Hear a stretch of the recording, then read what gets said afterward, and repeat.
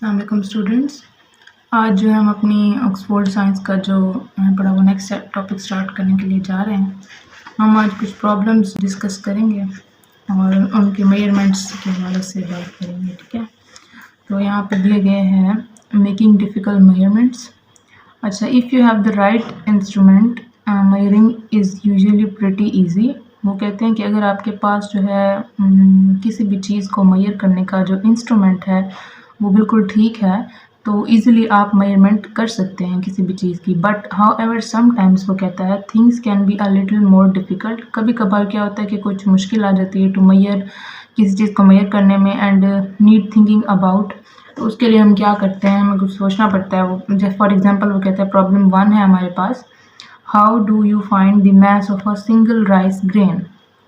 वो कहता है कि आप एक चावल के सिर्फ एक दाने का मास कैसे फाइंड आउट करेंगे किसी भी इंस्ट्रूमेंट के ज़रिए। तो ये थोड़ी सी हमारे लिए मुश्किल हो जाती है कि एक भी मेजरिंग इंस्ट्रूमेंट को यूज़ करके हम चावल के एक दाने का मास कैसे फाइंड आउट करेंगे।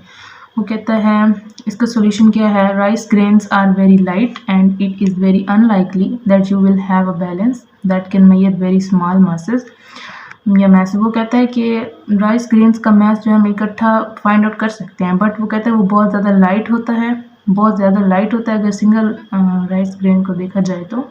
और ये बहुत कम देखा जाता है कोई भी बैलेंस के ज़रिए हम उस एक सिंगल ग्रेन का जो मैस फाइंड आउट कर सके। तो ये बहुत ही वो कहता है मुश्किल चीज़ है कि हम कैसे फाइंड आउट करेंगे, इतने छोटे जो है स्मॉल मैसेज हैं पड़े, तो हम कैसे फाइंड आउट करेंगे किसी भी बैलेंस के ज़रिए। वो कहता है an easy way is to weigh 100 rice grains and divide their mass by 100।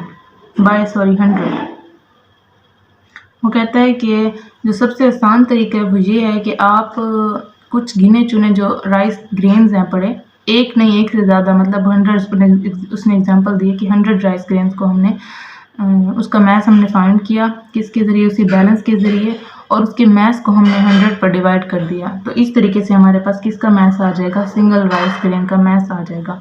तो कैलकुलेट करते हैं उसके mass of 100 rice grain for example 20 ग्राम है, और एक राइस ग्रेन हम कैसे फाइंड आउट करेंगे, 20 डिवाइडेड बाय 100।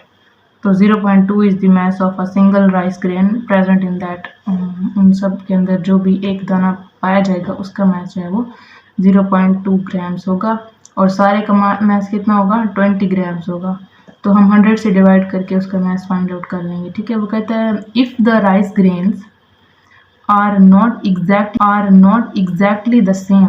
इस लाइन का ये मतलब है कि अगर वो जो चावल के दाने हैं वो एक जितने मैसेस के नहीं हैं, मतलब एक 0.2 का है, एक 0.3, 0.4, मतलब they are not have the same mass, ठीक है। तब क्या होगा, then 0.2 gram is the average mass of 1 rice grain. तब हम जो है उसके एक राइस ग्रेन का जो एवरेज मैस है वो होगा 0.2 ग्राम, ठीक है। अच्छा जी, ऑनवर्ड मूव करते हैं। नेक्स्ट हमारी जो प्रॉब्लम है वो ये दी गई है कि how do you find the volume of an irregular shaped object. तो कहता है कि इरेगुलर शेप्ड ऑब्जेक्ट कौन सा होता है, मैंने आपको बताया था, कोई लिक्विड हो गया या कोई फ्लूइड हो गया, उसको हम इरेगुलर शेप कहते हैं। उसका मैस हम कैसे फाइंड आउट करेंगे, वो उसने सोल्यूशन दिया हुआ है, ठीक है। पुट सम वाटर, मैंने पहले बताया लिक्विड, उसने water into a measuring cylinder के अंदर हमने वो पानी को डाल दिया। उसके बाद हमने क्या करना है, एंड मेजर द वॉल्यूम, हमने उस वाटर का वॉल्यूम देखा कि वो कितना है। यहाँ पर तकरीबन 40 के ऊपर दिया हुआ है, यहाँ पर पानी जहाँ पर हमने मेजरिंग सिलेंडर के अंदर अच्छा ये cm क्यूब के अंदर दिया हुआ है, ठीक है। वो कहता है then carefully lower the object into the water. वो कोई भी ऑब्जेक्ट हो सकता है, कोई स्टोन हो सकता है या कुछ भी आप सॉलिड जो है वो सिलेंडर के अंदर डाल सकते हैं। तब क्या हो जाएगा, ये वॉल्यूम जो थोड़ा सा बढ़ जाएगा।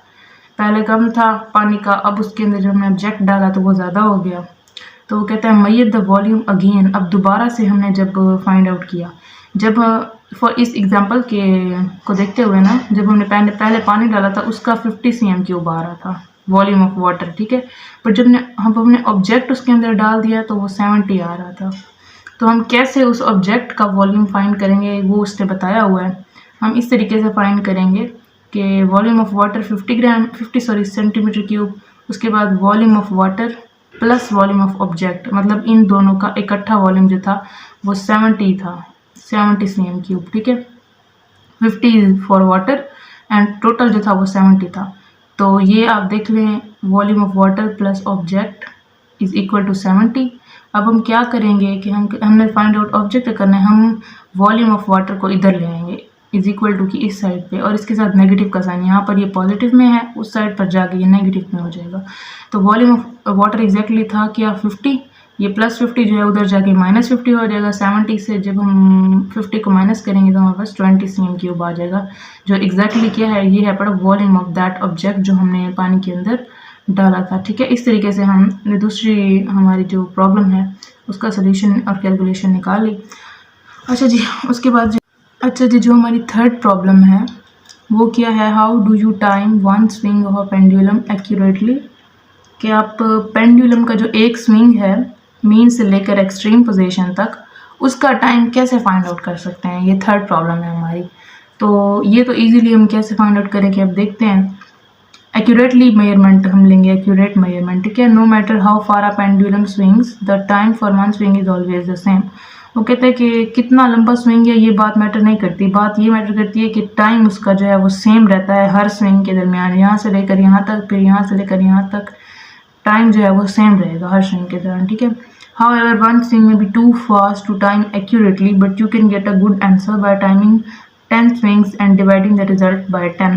फिर से वही बात आ गई कि आप एक स्विंग का जो टाइम है उसको मेजर करने के लिए आपको मुश्किल पेश आती है, इसलिए आप एक का फाइंड आउट नहीं करेंगे। आप क्या करेंगे, आप जब पेंडुलम मीन से लेकर एक्सट्रीम तक जाएगा, फिर एक्सट्रीम से मीन तक, इस तरीके से जो 10 जो उसके स्विंग्स होंगे ना मीन टू एक्सट्रीम पोजीशन, उन 10 स्विंग्स को जो आप जो है डिवाइड कर देंगे 10 के साथ, तब आपके पास क्या आ जाएगा, टाइम आ जाएगा। कौन सा टाइम के, वो टाइम जब पेंडुलम जो है मीन से एक्सट्रीम के दरमियान एक स्विंग पर मूव करता है। ठीक है, कैसे, टाइम फॉर 10 स्विंग्स कितना है, फॉर एग्जांपल उसने क्या है 15 सेकेंड्स है। आपने 10 स्विंग नोट्स की ना, पेंडुलम यहाँ से यहाँ तक मूव किया, फिर इसने यहाँ से यहाँ तक मूव किया, फिर यहाँ से यहाँ तक मूव किया, फिर यहाँ से यहाँ तक, इसी तरह से उसने 10 स्विंग्स ली और आपने स्टॉप वॉच खोली, आपने 15 सेकंड्स देखे। ठीक है, 15 सेकंड्स के अंदर उसने 10 स्विंग्स की पेंडुलम ने 15 सेकंड्स के अंदर। ठीक है, उसने 10 स्विंग्स कर ली। अब क्या होगा, आपने वो नोट कर लिया, यहाँ पे उसने दे दिया। ठीक है, उसके बाद वो कहता है टाइम फॉर वन स्विंग कितना होगा, ये 10 जो है 15 के नीचे डिवाइड हो जाएगा, टाइम फॉर वन स्विंग, तो 15 डिवाइडेड बाई 10, ये 1.5 सेकेंड जो है वो इसका आंसर आ जाएगा। ये वो टाइम है जिसमें जो पेंडुलम है वो एक स्विंग कर रहा है from mean to extreme position. ठीक है, तो इस तरीके से हम अपनी प्रॉब्लम्स जो हैं फाइंड आउट कर सकते हैं। ये इनडायरेक्ट मेथड था जिसमें आप मेजरिंग इंस्ट्रूमेंट को यूज़ करके कोई डिफ़िकल्ट प्रॉब्लम का आंसर निकाल सकते हैं। ठीक है, तो ये था आज का हमारा टॉपिक और इसको हम वाइड अप करते हैं।